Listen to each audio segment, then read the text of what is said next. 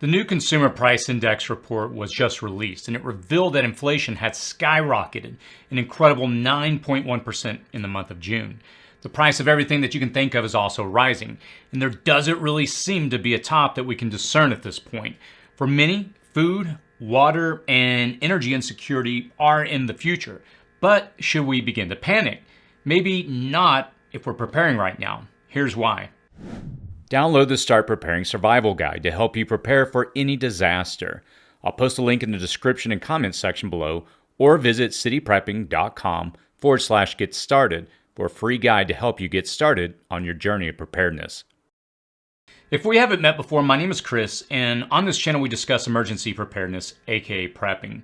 The new Consumer Price Index report that was just recently released, it revealed that inflation skyrocketed, like I mentioned earlier, an incredible 9.1% in the month of June. And we know that's not entirely accurate.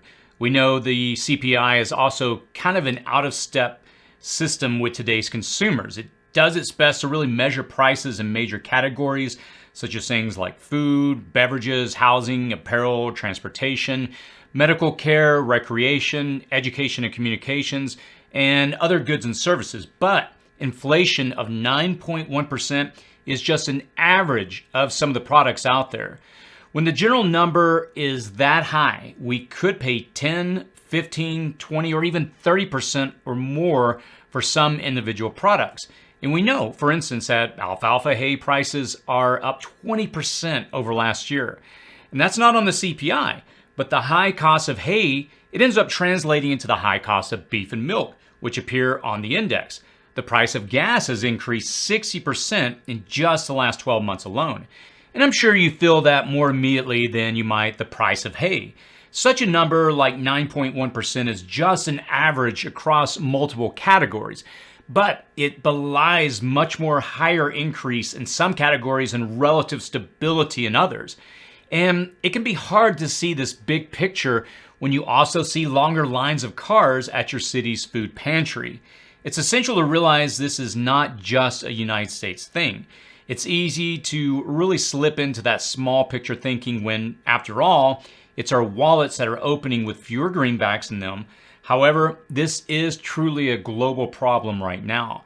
For the first time in over 20 years, the euro has dipped below the dollar in value. Eurozone inflation rose 8.6%, the highest ever, driven by energy prices. In nearly half the countries in the euro currency area, they've now reached double-digit inflation.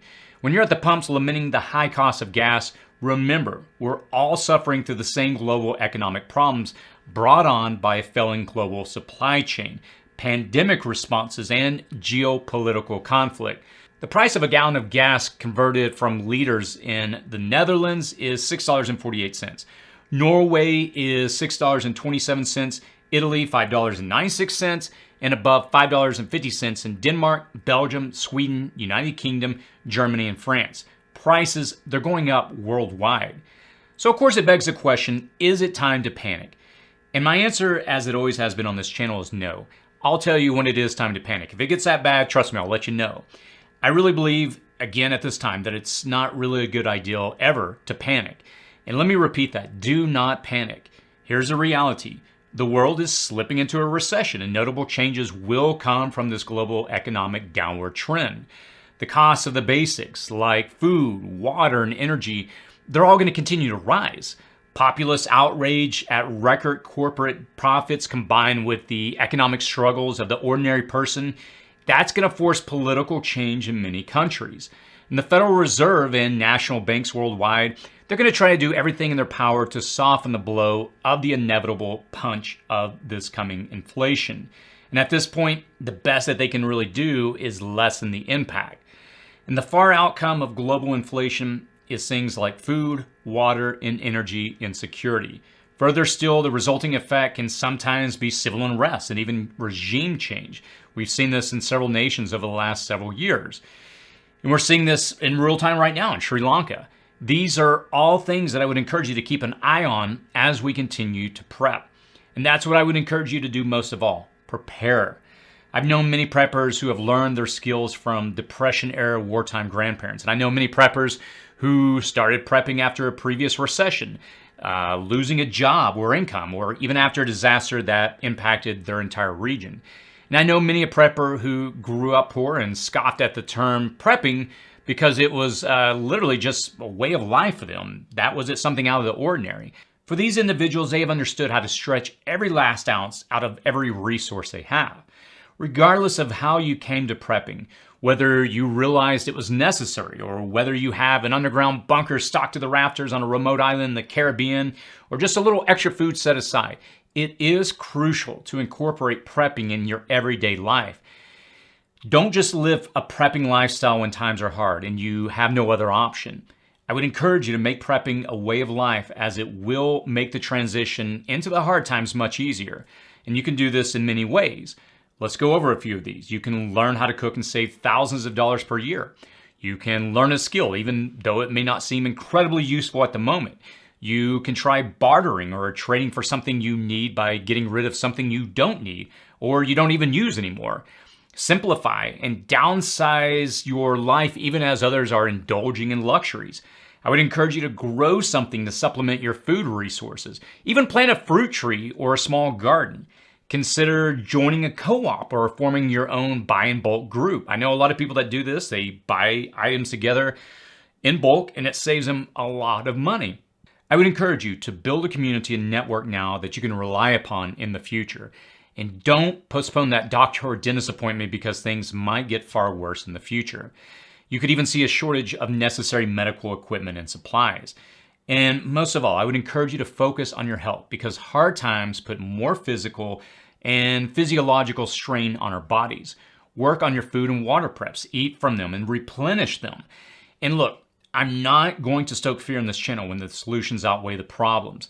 Sometimes by pointing out the obvious problems in the world, I'm often viewed as stoking the fires of fear. But if you aren't even a little concerned about our collective futures right now, given all the global level events, you might need to tune in a little more.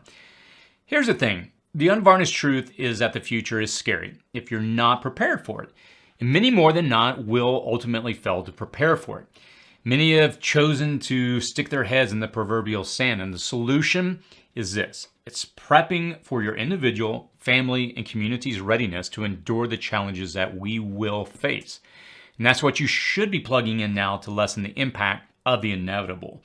If you're prepping, you don't need to panic, and there's far less fear that you'll inevitably feel.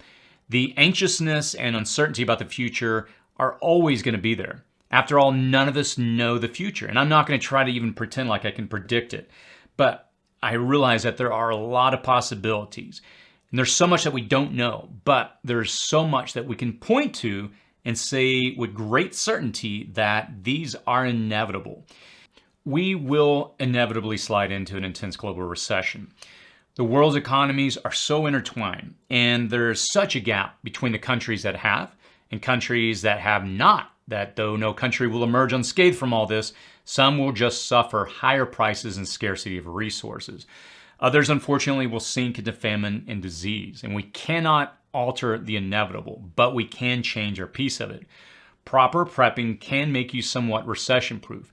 It can position you better for when recovery does come, so you can emerge even stronger into the economic recovery.